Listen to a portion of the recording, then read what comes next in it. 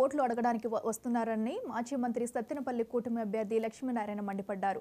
పల్నాడును మాఫియాకు అడ్డాగా మార్చారని విమర్శించారు. ముఖ్యమంత్రి జగన్ కి ఓట్లు అడిగే హక్కు లేదని, జగన్ మోసపూరిత మాటలు నమ్మే పరిస్థితిలో ప్రజలు లేరన్నారు.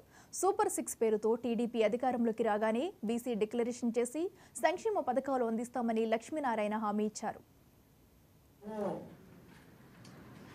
ఇవాళ ఎలక్షన్ కమిషన్ నీ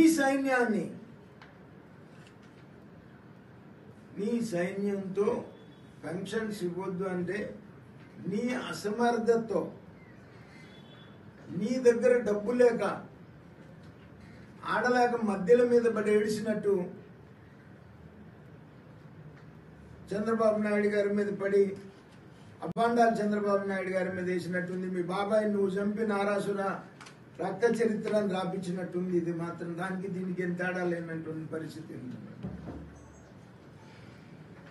మరి ఇటువంటి నీ జిమ్మిక్కులు, నీ అబద్ధాలు, నీ మోసపూరితమైనటువంటి చర్యలు ఇంకా ప్రజలు నమ్మే పరిస్థితుల్లో లేరు.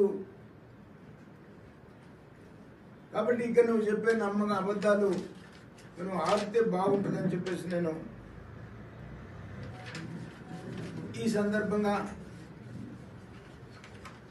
చెప్తా ఉన్నాను, అడుగుతా ఉన్నాను కూడా. ఏమి చెప్పుకుంటావు? గోదావరి పెన్న స్కీమ్ను ఆపానని చెప్పుకుంటావా? వరకపూడిశిల తండ్రి వేసిన శంకుస్థాపన మీద శంకుస్థాపన వేసి ₹1 నిధులు ఇవ్వకుండా నువ్వేదో చెప్పడానికి ఆపానని చెప్తావా? ఇసుక మాఫియా చేశానని చెప్తావా? దొంగ నోట్లు ముద్రిస్తున్నానని చెప్తావా? ఏమి చెప్పి ఓటు అడుగుతావు? ఏమి చెప్పి ఓటు అడిగేటువంటి రైట్ నీకు ఉందని చెప్పేసి నేను డిమాండ్ చేస్తా ఉన్నా.